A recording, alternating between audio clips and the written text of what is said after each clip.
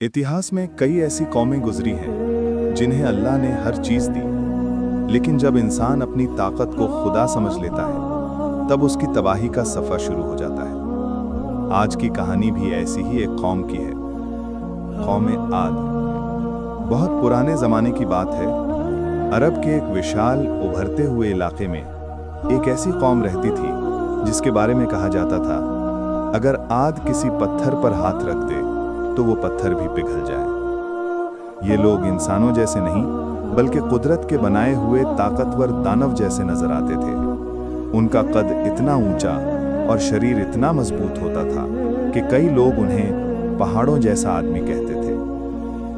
उनकी बस्तियां साधारण नहीं थीं। रेगिस्तान के बीच आसमान को चूमती हुई इमारतें, पत्थरों को तराश कर बनाए गए बड़े बड़े महल और चौड़ी सड़कें जिनसे होकर उनके विशाल घोड़े और ऊंट गुजरते थे। इस कौम को अल्लाह ने हर चीज दी थी, ताकत, दौलत, जमीन, पानी और इल्म। लेकिन समय का सबसे बड़ा इम्तिहान यही होता है, जिसे बहुत दिया जाए उसे ज्यादा घमंड भी हो जाता है।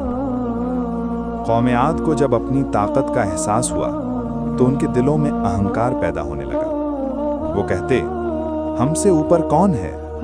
हमारी इमारतें आसमान तक जाती हैं, हमारी ताकत को कोई चुनौती नहीं दे सकता। धीरे धीरे उनका बर्ताव बदल गया।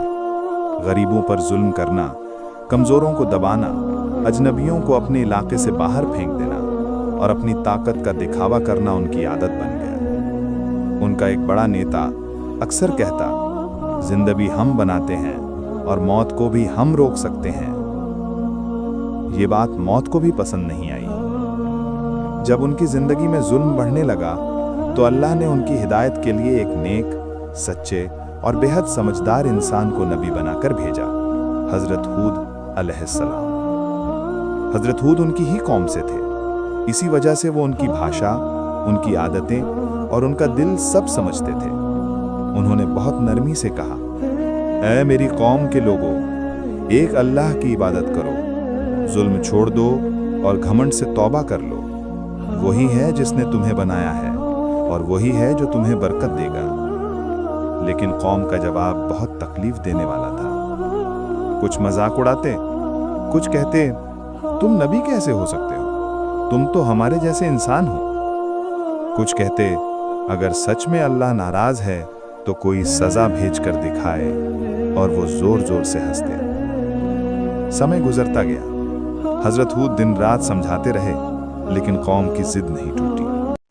और जब जिंदगी में इंसान जिद करता है तो कुदरत खामोशी से जवाब देती है। एक दिन बारिश रुक गई। पहले एक हफ्ता, फिर महीना, फिर पूरा साल। न खेतों में हरियाली, न आसमान में बादल, न कुओं में पानी। मवेशी मरने लगे, लोग परेशान होने लगे, लेकिन फिर भी अहंकार नहीं टूटा। कुछ लोग हजरत हूद के पास आए और बोले, हम पानी चाहते हैं। अगर तुम सच में नबी हो तो अपने रब से कहत को खत्म करने की दुआ करो। हजरत हूद ने कहा, मैं दुआ करूंगा, लेकिन पहले तुम जुल्म और घमंड छोड़ दो। लेकिन कौम का जवाब वही था, पहले बारिश भेजी जाए, फिर हम सोचेंगे। उनका दिल पत्थर हो चुका था। धीरे धीरे उनका इलाका पूरब का सबसे सूखा और वीरान स्थान बन गया।